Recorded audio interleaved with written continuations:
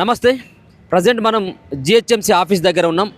ఇటీవల అధికారులు కావచ్చు, రాష్ట్ర ప్రభుత్వం తీసుకున్నటువంటి నిర్ణయం పునర్వ్యవస్థీకరణ, డివిజన్ల పునర్వ్యవస్థీకరణ పైన అనేక రకాలైనటువంటి అభ్యంతరాలు వ్యక్తమవుతూ ఉన్నాయి.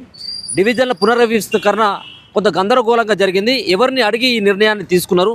గతంలో ఉన్నటువంటి డివిజన్ల పెంపు ద్వారా చాలామందికి అన్యాయం జరుగుతుంది. ఏ ప్రాతిపదికన ఈ డివిజన్ల పెంపు కావచ్చు, ఈ పునర్వ్యవస్థీకరణ సంబంధించినటువంటి అంశాన్ని ఎందుకు ఇప్పుడు తెర మీదకి తీసుకొచ్చినట్టు అంటూ ఒక పక్కన బీజేపీ కావచ్చు, బీఆర్ఎస్ పార్టీకి సంబంధించినటువంటి నేతలు విమర్శలు చేస్తూ ఉంటే, మరొక పక్కన కాంగ్రెస్ పార్టీకి సంబంధించినటువంటి నేతలు సైతం కూడా విస్మయం వ్యక్తం చేస్తూ ఉన్నారు. ఇప్పుడు ప్రజెంట్ మనం ఇక్కడ జిహెచ్ఎంసీకి సంబంధించినటువంటి కార్యాలయం దగ్గరే ఉన్నాం. ఇక్కడ చూసుకోవచ్చు, పోలీసులంతా కూడా పెద్ద ఎత్తున కూడా మోహరించడం జరిగింది.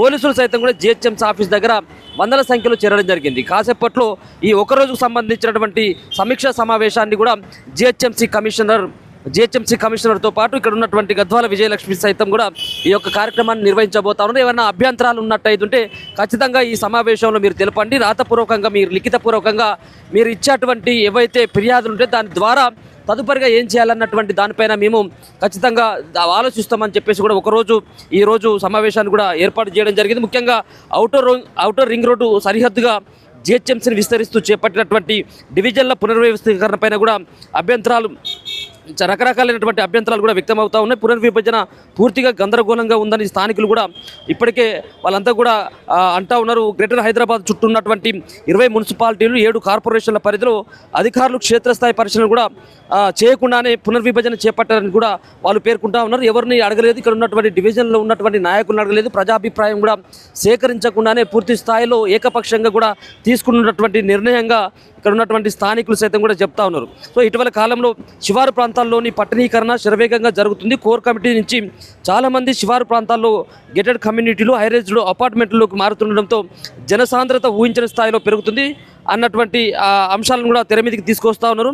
సో దీంట్లో ముఖ్యంగా ఇప్పటికే కమిషనర్ సైతం కూడా బీఆర్ఎస్ ఎమ్మెల్యేలు అండ్ ఎమ్మెల్సీలు, కార్పొరేటర్లు, వివిధ ప్రాంతాల జేఏసీ నేతలు కూడా జిహెచ్ఎంసీ కమిషనర్ను కలిసి తమ అభిప్రాయాలను కూడా తెలియజేశారు. గోషమహల్ డివిజన్లో విభజన సరిగా లేదని ఎమ్మెల్యే రాజాసింగ్ సైతం కూడా అక్కడ కమిషనర్ను కలిసి వినతిపత్రం కూడా అందజేయడం జరిగింది. టీడీపీతో పాటు ఇతర ప్రాంతాల కాలనీలు, కుల సంఘాల నాయకులు కూడా లిఖితపూర్వకంగా కమిషనర్ సైతం కూడా వాళ్ళు విజ్ఞప్తులు చేయడం జరిగింది. సో అభ్యంతరాలు కూడా వాళ్ళు తెలపడం జరిగింది. పునర్విభజన పైన పలు ప్రాంతాల జేఏసీ నేతలు కూడా ఈరోజు నిన్ననే జిహెచ్ఎంసీ కార్యాలయం ఎదుట నిన్న వాళ్ళందరూ కూడా నిరసన కూడా తెలపడం జరిగింది. దోమలగూడ ప్రాంతంలో ఉన్నటువంటి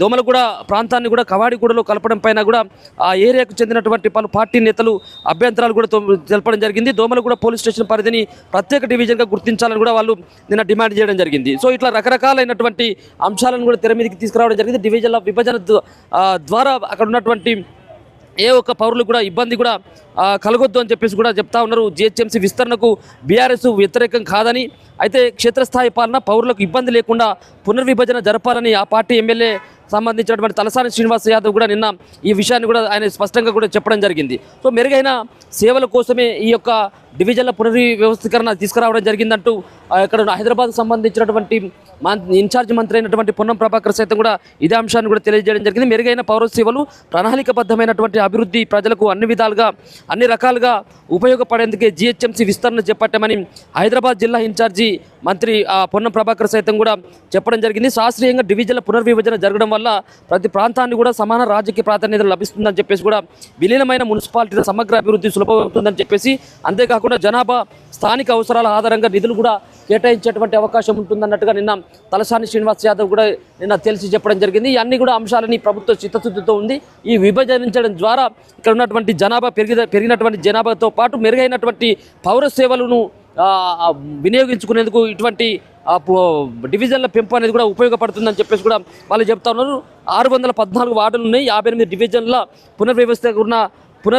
పునర్విభజన కూడా కాబోతా ఉంది. జిహెచ్ఎంసీ విలీనానికి ముందు 20 మున్సిపాలిటీలో 385 వార్డులు, 7 కార్పొరేషన్ల పరిధిలో 229 డివిజన్లు ఉన్నాయి. అయితే మొత్తం కలిపి 614 వార్డులు ఉండగా విలీనం తర్వాత 20 మున్సిపాలిటీలో 39 డివిజన్లు, అలాగే 7 కార్పొరేషన్ల పరిధిలో 19 డివిజన్లు, మొత్తం 58.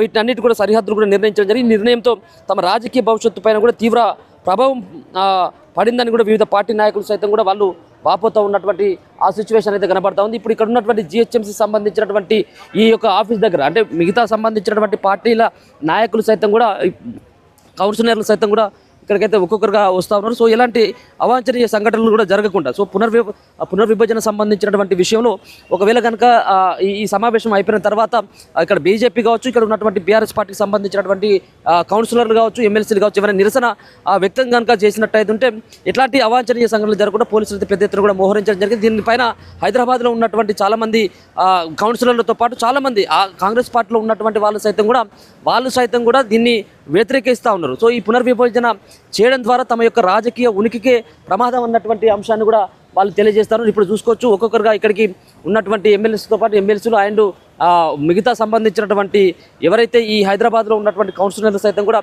ఈ జిహెచ్ఎంసీ ఈ నగర పాలక సంస్థ ఈ కార్యాలయంలో నిర్వహించేటువంటి ఈ సమావేశానికి హాజరై వాళ్ళ యొక్క వ్యక్తిగతమైనటువంటి అభిప్రాయాన్ని సైతం కూడా ఈ సమావేశంలో చెప్పేటువంటి అవకాశం అయితే కనబడతా ఉంది.